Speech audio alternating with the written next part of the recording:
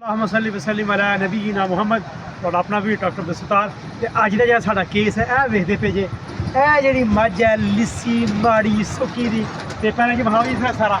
तो यह देखो जी एक एक पसली जी बेचारी दी नज़र आ रही है खब्बी ते सज्जी बक्खी जी है यह देखो सारी सारी बक्खी बिच बड़ी दी है ते ऑस्पॉक्सी दी जी है इरियम इशियम प्यूबस एक एक वक्री वक्री जी है हड्डी यह नज़र आती पई है। देखो जी पट्टा ते मास बिल्कुल नहीं रह गया ਇਹ ਵੇਖ ਰਹੇ ਜੀ ਇਹ ਵੇਖੋ ਜੀ ਪੈਕਟੋਰਲ ਮਸਲ ਸਾਰੇ ਬਿਲਕੁਲ ਖਤਮ ਹੋ ਗਏ ਨੇ ਤੇ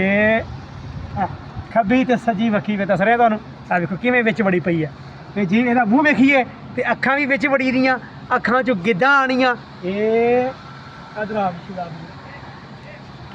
ਉਰੇ ਆ ਜਾਓ ਇਹ ਵੇਖ ਰਹੇ ਜੀ ਅੱਖਾਂ 'ਚੋਂ ਪਾਣੀ ਸੁੱਟਦੀ ਪਈ ਹੈ ਇਹ ਦੇਖੋ ਜੀ ਇਧਰ ਕੇ ਇਹ ਵੇਖੋ ਅੱਖਾਂ 'ਚ ਪਾਣੀ ਆ ਰਿਹਾ ਅੱਖਾਂ ਵਿੱਚ ਵੜ ਗਈਆਂ ਨੇ ਮੱਥੇ ਦੇ ਵਾਲ ਜਿਹੜੇ ਨੇ ਇਹ ਵੇਖੋ ਸਿਰ ਦੇ ਵਾਲ ਸਾਰੇ ਲਹਿੰਦੇ ਪਏ ਨੇ ਇਹ ਤਾਂ ਹੁਣ ਸਾਰੀ ਨੰਗੀ ਹੋ ਗਈ ਹੈ ਇਹ ਕੰਕੋਲ ਜਿਹੜੀ ਹੈ ਇਹ ਰੀੜ੍ਹ ਦੀ ਹੱਡੀ ਸਪਾਈਨਲ ਕਾਰਡ ਜਿਹੜੀ ਹੈ ਇਹ ਵਿਖਾਓ ਜੀ ਜ਼ਰਾ ਇਹ ਬਿਲਕੁਲ ਤੇ ਉਸ ਦੀ ਨਿਸਬਤ ਇਧਰ ਵਿਖਾਓ ਜੀ ਇਹ ਵਿਖਾਓ ਜੀ ਇਹ ਵੇਖੋ ਇਹ ਮੱਝਾਂ ਜਾ ਰਹੀਆਂ ਨੇ ਮਾਸ਼ਾਅੱਲਾ ਇਹ ਗੁੱਥੀ ਦੀਆਂ ਸੋਹਣੀਆਂ ਨਜ਼ਰ ਆ ਰਹੀਆਂ ਕਿ ਹੈਲਦੀ ਨੇ ਸਿਹਤਮੰਦ ਨੇ ਇਹ ਵਿਖਾਓ ਜੀ ਇਹ ਵੀ ਇਹ ਆ ਰਹੀ ਹੈ ਤੁਹਾਡੇ ਕੋਲ ਤੇ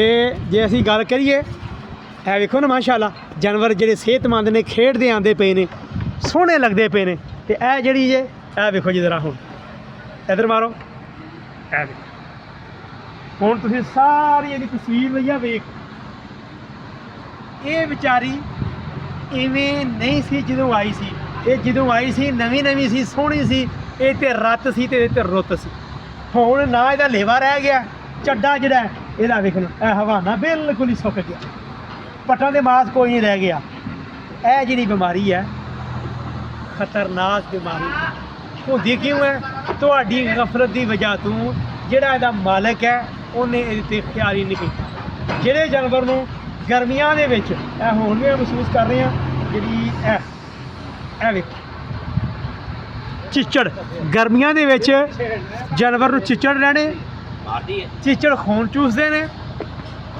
ਜਿਲਦ ਜਿਹੜੀ ਬੇਰੁਖੀ ਨਜ਼ਰ ਆ ਰਹੀ ਹੈ ਤੁਹਾਨੂੰ ਇਹਦਾ ਮਤਲਬ ਹੈ ਇਹਦੇ ਅੰਦਰ ਵੀ ਬੇਤਹਾਸ਼ਾ ਇਹਦੀ ਆਂਦਰਾਂ ਦੇ ਵਿੱਚ ਇਹਦੇ ਫੇਫੜਿਆਂ 'ਚ ਇਹਦੇ ਜਿਗਰ ਦੇ ਵਿੱਚ ਇਹਦੀ ਰੂਮਨ ਓਮੇਜ਼ਮ ਐਬੋਮੇਜ਼ਮ ਰੈਟੀਕਿਊਲਮ ਇਹ ਸਾਰੀ ਪੇਟ ਦੇ ਕੀੜਿਆਂ ਦੇ ਨਾਲ ਇਹ ਭਰੀ ਦੀ ਹੈ ਇਹਨੂੰ ਪਹਿਲਾਂ ਲੱਗਾ ਰਿਹਾ ਡਾਇਰੀਆ ਇਹਨੂੰ ਵਾਹ ਮੋਕ ਜਿਹੜੀ ਹੈ ਉਹ ਮੁਸਲਸਲ ਲੱਗੀ ਰਹੀ ਹੈ ਜਿਹਦੇ ਕਰਕੇ ਇਹਦੇ ਵਿੱਚ ਇੱਕ ਤਾਂ ਪਾਣੀ ਉਹ ਸਾਰਾ ਨਿਕਲ ਗਿਆ ਉਹਦੇ ਵਿੱਚ ਇਲੈਕਟ੍ਰੋਲਾਈਟ ਜੇ ਨਮਕੀਆਤ ਨੇ ਉਹ ਸਾਰੇ ਨਿਕਲ ਗਏ ਨੇ ਤੇ ਹੁਣ ਹੱਡੀ ਨਜ਼ਰ ਆ ਰਹੀ ਹੱਡੀਆਂ ਇੱਕ ਇੱਕ ਵੱਖੋ ਵੱਖ ਹੱਡੀਆਂ ਜਿਹੜੀਆਂ ਨੇ ਉਹ ਨਜ਼ਰ ਆਉਂਦੀਆਂ ਪਈਆਂ ਨੇ ਇੱਕ ਤੁਹਾਨੂੰ ਮੈਂ ਦੱਸਿਆ ਗਰਮੀਆਂ ਦੇ ਵਿੱਚ ਜਿਸ ਜਾਨਵਰ ਨੂੰ ਚਿੱਚੜ ਹੋਣਗੇ ਪੇਟ 'ਚ ਕੀੜੇ ਹੋਣਗੇ ਉਹ ਜਨਾਬ ਚਿੱਚੜ ਵੀ ਖੂਨ ਚੂਸਦੇ ਪਏ ਨੇ ਤੇ ਪੇਟ ਦੇ ਕੀੜੇ ਵੀ ਸਾਰੇ ਖੂਨ ਚੂਸਦੇ ਪਏ ਨੇ ਜੋ ਜਾਨਵਰ ਖਾਂਦਾ ਪਿਆ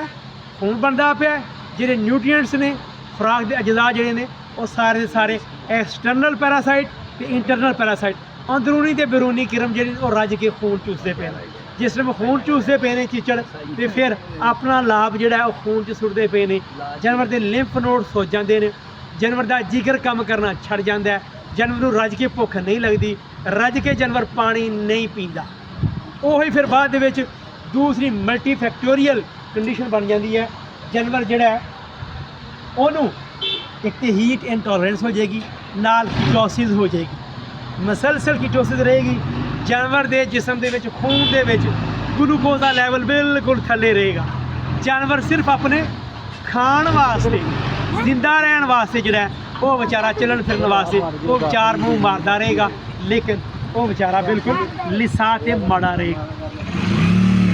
ਇਹੋ ਜਿਹੇ ਜਾਨਵਰ ਦਾ ਤੁੱਕੇ ਨਾਲ ਜੇ ਵੇਖੋ ਤੁਸੀਂ 2 ਦਿਨ ਇਲਾਜ ਕੀਤਾ 3 ਦਿਨ ਇਲਾਜ ਕੀਤਾ ਆਰਾਮ ਨਹੀਂ ਆਉਂਦਾ ਪਿਆ ਤੁਹਾਡਾ ਜਾਨਵਰ ਸਿਹਤਮੰਦ ਨਹੀਂ ਹੁੰਦਾ ਪਿਆ ਤੇ ਹੱਥ ਜੋੜ ਕੇ ਕਹਾਂਗਾ ਫਾਰਮਰ ਭਰਾਵਾਂ ਨੂੰ ਕਿ ਤੁਸੀਂ ਤੁੱਕਾਬਾਜ਼ੀ ਨਾ ਕਰੋ ਜਾਨਵਰ ਦਾ ਖੂਨ ਕਢਾਓ ਲੈਬਾਰਟਰੀ 'ਚ ਟੈਸਟ ਕਰਾਓ ਜਾਨਵਰ ਦੀ ਜਿਹੜੀ ਫੋਸੀ ਹੈ ਗੋਇਆ ਲੈਬਾਰਟਰੀ 'ਚ ਲੈ ਕੇ ਜਾਓ ਉੱਥੇ ਇਹਦਾ ਟੈਸਟ ਹੋ ਜਾਏਗਾ ਫੀਕਲ ਸੈਂਪਲ ਜਿਸ ਟਾਈਮ ਜਾਏਗਾ ਉਹ ਚੰਗੀ ਤਰ੍ਹਾਂ ਵੇਖਣਗੇ ਮਾਈਕਰੋਸਕੋਪ ਦੇ ਥੱਲੇ ਕਿ ਕੀ ਵਜ੍ਹਾ ਆਇਆ ਇਹਨੂੰ ਥਲੇਰੀਆ ਇਹਨੂੰ ਬਵੇਰੀਓਸਿਸ ਹੈ ਜਾਂ ਇਹਨੂੰ ਮਲੱਪਾਂ ਦੀ ਸ਼ਿਕਾਇਤ ਹੋ ਗਈ ਹੈ ਇੰਟਰਨਲ ਇਨਫੈਸਟੇਸ਼ਨ ਜਿਹੜੀ ਹੈ ਪੈਰਾਸਾਈਟ ਦੀ ਵਜ੍ਹਾ ਤੋਂ ਓਏ ਬੰਨੀਏ ਸਭ ਬੰਨੀਏ ਪਕੜੀਏ ਦੇਖਣ ਹੁਣ ਚੱਲਣ ਫਿਰਨ ਤੋਂ ਵੀ ਉਹ ਇਹ ਆਵਾਜ਼ਾਰ ਹੋ ਗਈ ਹੈ ਦੇਸੀ ਪਾਣੀ ਇਸੇ ਕਰਕੇ ਜਿਹੜਾ ਇਹ ਤੁਸੀਂ ਹੁਣ ਇਸ ਜਾਨਵਰ ਨੂੰ ਕੀ ਕਰਨਾ ਹੈ ਇਹੋ ਜਿਹਾ ਜਿਹੜਾ ਲਿਸਾ ਮਾੜਾ ਜਾਨਵਰ ਹੈ ਤੁਹਾਨੂੰ ਇਹ ਚਾਹੀਦਾ ਹੈ ਇੱਕ ਤੇ ਇਹੋ ਜਿਹੇ ਜਾਨਵਰ ਜਿਸ ਅਸੀਂ ਜ਼ਬਰਦਸਤੀ ਨਾਲ ਦੇ ਨਾਲ ਪਲਾਨੇ ਆ ਜਿਵੇਂ ਆ ਵੇਖ ਰਹੇ ਜੇ ਇਹ ਮੂੰਹ ਚੋਂ ਨੱਕ ਚੋਂ ਇਹ ਪਾਣੀ ਆਂਦਾ ਪਿਆ ਤੇ ਖੱਬੀ ਵਖੀਰਾ ਇਹ ਜਿਸ ਟਾਈਮ ਸਾਹ ਲੈਂਦੀ ਹੈ ਤੇ ਵਖੀਆਂ ਵਿੱਚ ਵੜਦੀਆਂ ਪਈਆਂ ਇਹਨੂੰ ਅਥਰੂ ਵੀ ਆ ਇਹਨੂੰ ਡਰੈਂਚਿੰਗ ਨਮੂਨੀਆ ਜਿਹੜਾ ਉਹ ਵੀ ਨਾਲ ਹੋਏਗਾ ਮਲਟੀ ਫੈਕਟੋਰੀਅਲ ਆ ਜੋ ਹੁਣ ਇਹਦਾ ਕਰੀਏ ਇਲਾਜ ਇਹਦੇ ਇਲਾਜ ਵਾਸਤੇ ਸਾਨੂੰ ਕੀ ਕਰਨਾ ਚਾਹੀਦਾ ਜਨਾਬ ਜੀ ਆ ਜਾ ਵੀ ਸ਼ਹਿਜ਼ਾਦੀ ਆ ਜਾ ਅੱਗੇ ਆ ਇੱਧਰ ਆ